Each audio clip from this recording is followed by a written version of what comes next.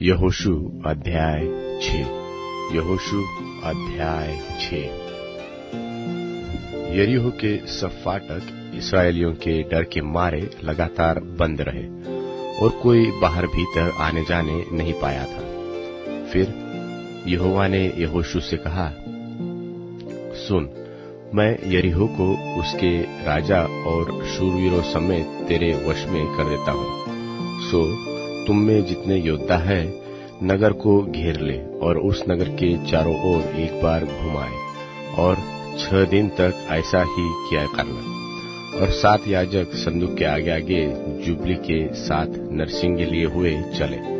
और फिर 7वें दिन तुम नगर के चारों ओर 7 बार घूमना और याजक भी नरसिंगे फूंकते चले। और जब वे जुबली के नरसिंगे देर तक फूंकते रहे, तब सब लोग नरसिंगे का शब्द सुनते ही बड़ी ध्वनि से जय जयकार करें। तब नगर की शहरपनाह नेव से गिर जाएगी और सब लोग अपने अपने सामने चढ़ जाए। सो नून के पुत्र यहोशू ने याजक को बुलवाकर कहा, वाचा के संदूक को उठा लो।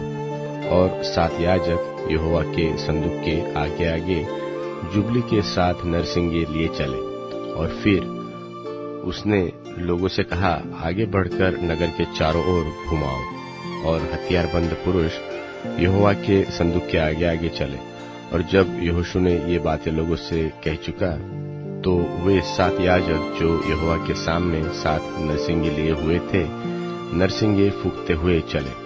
और यहोवा की वाचा का संदूक उनके पीछे पीछे चला। और हथियारबंद पुरुष नरसिंगे फूंकने वाले याजकों के आगे चले और पीछे वाले संदूक के पीछे पीछे चले।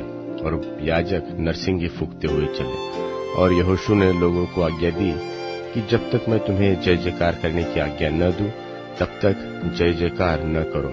और न तुम्हारा कोई शब्द सुनने में आए, न कोई बात तुम्हारे मुंह से निकलते पाए। आज्ञा पाते ही जय जयकार करना। उसने यहोवा के संदूक को एक बार नगर के चारों ओर घुमवाया।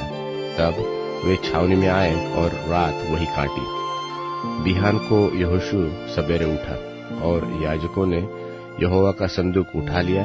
और उन 7 याजकों ने जुबिली के 7 नरसिंगे लिए और यहोवा के संदूक के आगे आगे फूंकते हुए चले। और उनके आगे हथियारबंद पुरुष चले और पीछे वाले यहोवा के संदूक के पीछे पीछे चले।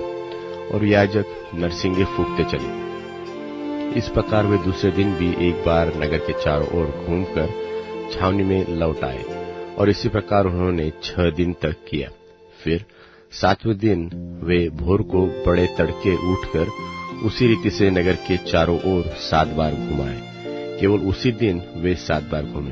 तब 7वीं बार जब याजक नरसिंगे फूंकते थे, तब यहोशू ने लोगों से कहा, जय जयकार करो, क्योंकि यहोवा ने यह नगर तुम्हें दे दिया है। और नगर और जो कुछ उसमें है यहोवा के लिए अर्पण ही वस्तु ठहरेगी। केवल राहाब वेश्या और जितने उसके घर में हो वे जीवित छोड़ जाएंगे, क्योंकि उसने हमारे भेजे हुए दूतों को छिपा रखा था। और तुम अर्पण की हुई वस्तुओं से सावधानी से अपने आप को अलग रखो।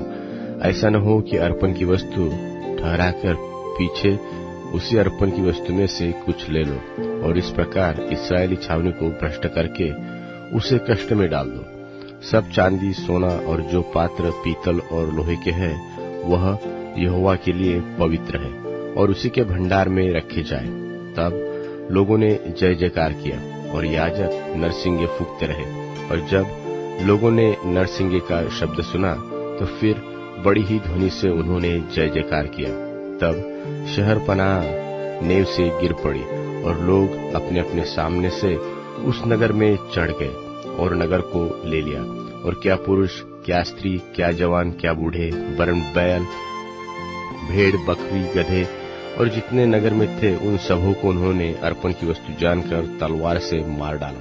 तब यहोशू ने उन दोनों पुरुषों से जो उस देश का भेद लेने गए थे कहा, अपनी शपथ के अनुसार उस वेश्या के घर में जाकर उसको और उसके पास हो उन्हें भी निकाल ले आओ। तब वे दोनों जवान भीतर जाकर राहाब और उसके माता पिता, भाइयों और सबको जो उसके यहाँ रहते थे, वरन उसके सब कुटुंबियों को निकाल लाए और इसराइल की छावनी से बाहर बैठा गया।